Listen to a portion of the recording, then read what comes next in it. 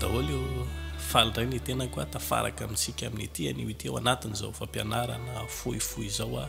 mialohan'ny zavatra rehetra dia tsara apetrakintsika eo ampelantanan'Andriamanitra izao fandaharana izao. Misaotranao zay Jesosy fa noho ny alehiben'ny famindraponao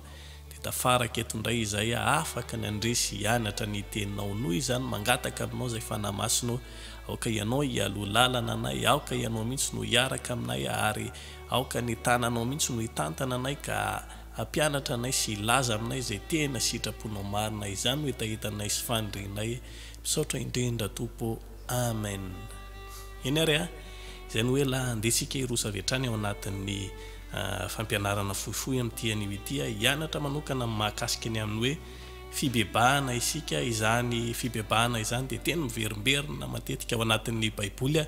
fa inona tokoa moa no zavatra finosiny, inona moa ny zavatra izay tena tian'ny Baiboly ambara amin'izany hoe fibebahana izany. Mbola ilaina ve ny toriana an'izany amin'izao fotoana izao? Mbola ilaina ve ny hianarantsika an'izany zavatra izany? Raha ny tena marina tena tsy afa-miala amin'izany tsika satria araka ilay anambaran'ny Paoly Apôstôly any amin'ny Hébreu 4:1 any ny fibebahana dia fanorenana abdi-pianarana zany ao amin'ny tenin'Andriamanitra, anefa dia fanorenana mihitsy izany hoe fiaingana ifoto mihitsy zany raha vao antsoina hoe kristiana dia tsy maintsy mianatra ny hoe fibebahana io. Ka ndeha hojerevantsika ny zavatra izay manamarika an'izany atao hoe fibebahana zany ao anatin'ny Baiboly. Izy io dia malaza azy ao amin'ny teny grika dia manao hoe metanoia. Raha dika tsotrotro io metanoia io dia zany hoe fiovana mihitsy, fiovana ifotony mihitsy ao anatin'ny olona na amin'ny fisainany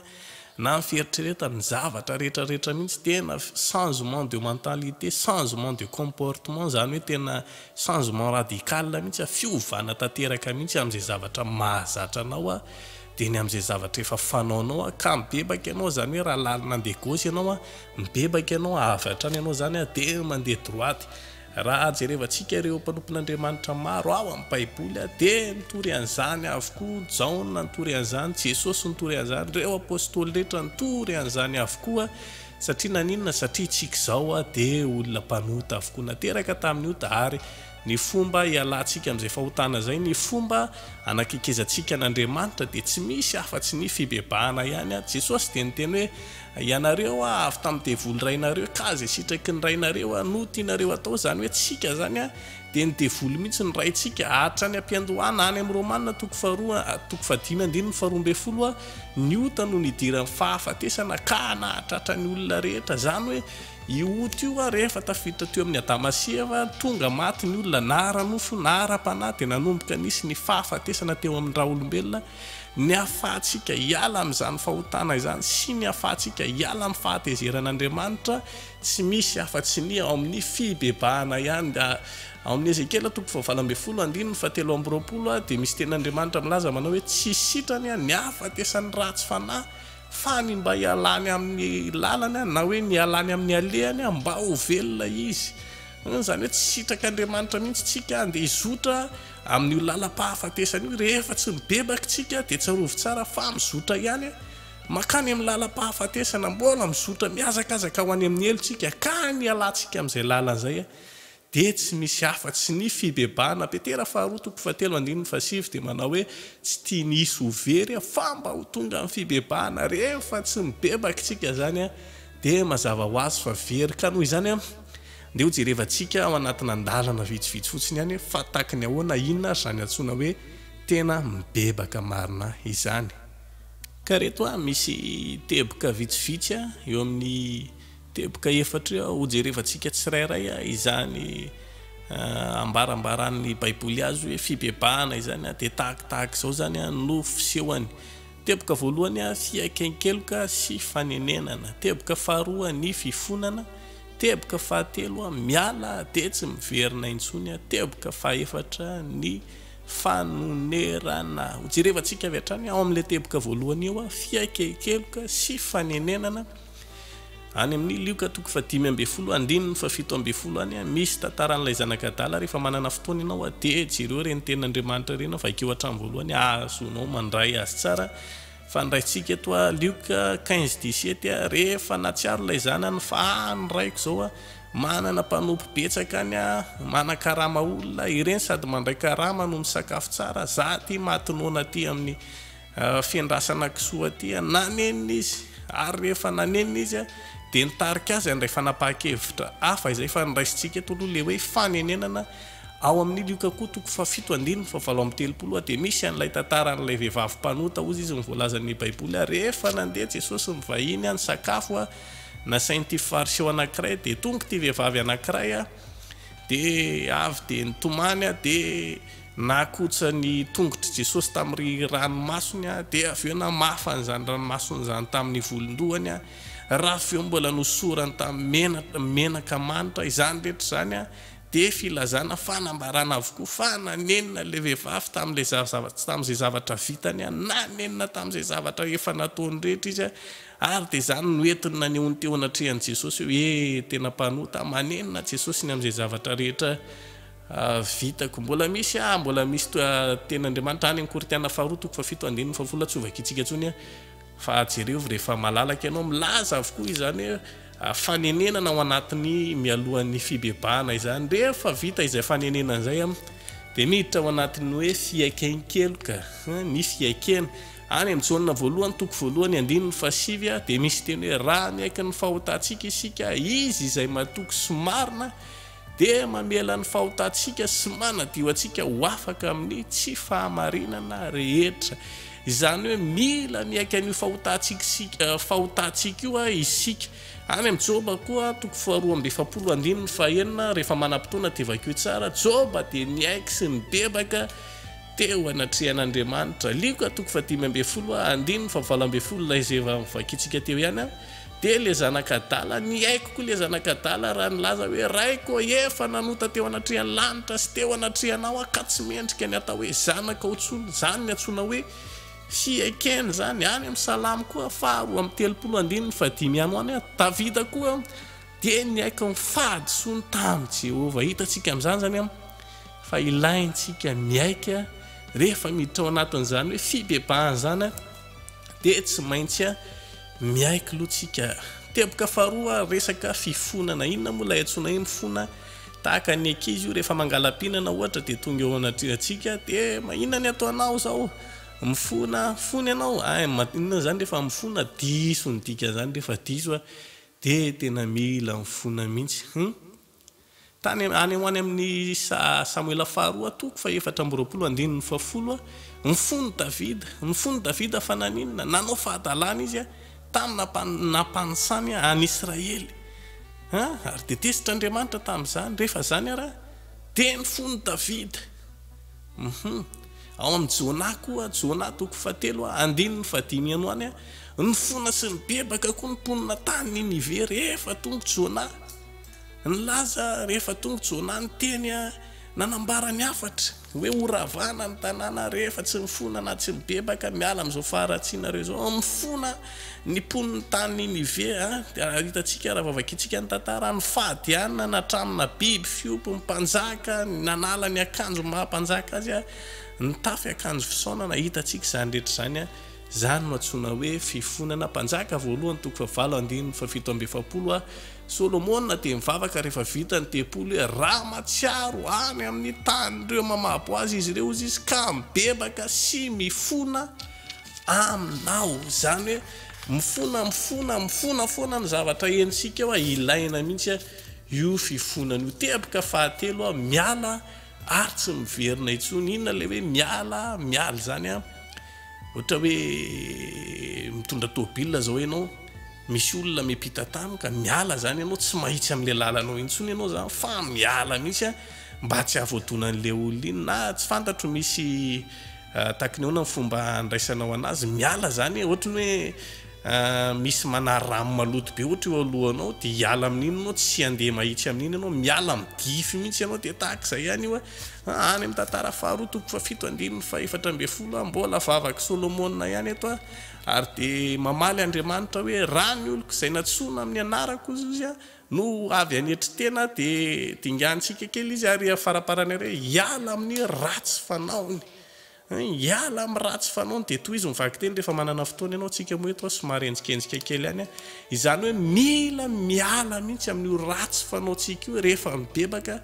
fa tsy hoe sady mibebaka dia mijanona ihany tsika manao ny karazam-pahotana rehetra dia mibebaka dia mijanona ihany mila mibebaka mila miala mihitsy tsika dia zay amin'izay vao misy an'le suite be da be io tenin'Andriamanitra hoe zay iaino any an-danitra ho amelany elony ana sitrana ny tany hitantsika misy tena hoe miala amin'ny ratsy fanaony mihitsy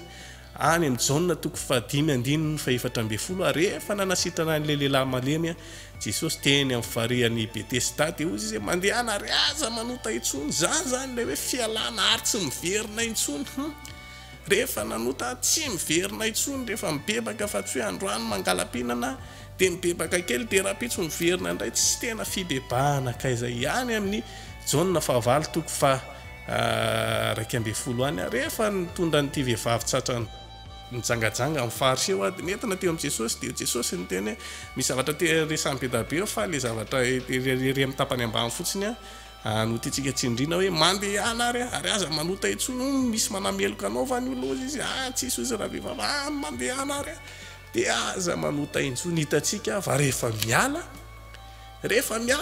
dia tsy mahazo miverimberina intsony fa tsy hoe miala kely tia iverenana indray miala kely tia iverenana indray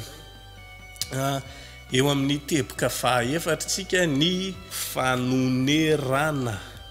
amin'ny teny vazanga manisy tsy fantatro hoe malaza azy ve ny hoe ny remboursement zany fanonerana ko manonitra ohatra ny indramboly ianao dia manonitra an'iny ianao dia tsy ovakitsika tsony koa fa rehefa manana fotoana ianao dia somary tsy dio kely ny tantarany Zakaiosy any amin'ny Luka 7:20 any misy an'izay fa misy an'izao teny zao indro tompoko ny atsasaka ny fananako omeko ny malahelo ary dia onerako avy efa treny mihitsy izay zavatra nalaiko tamin'ny tsy fahamarinana rehetra onerako fanonerana izay le izy zany ho atsika zany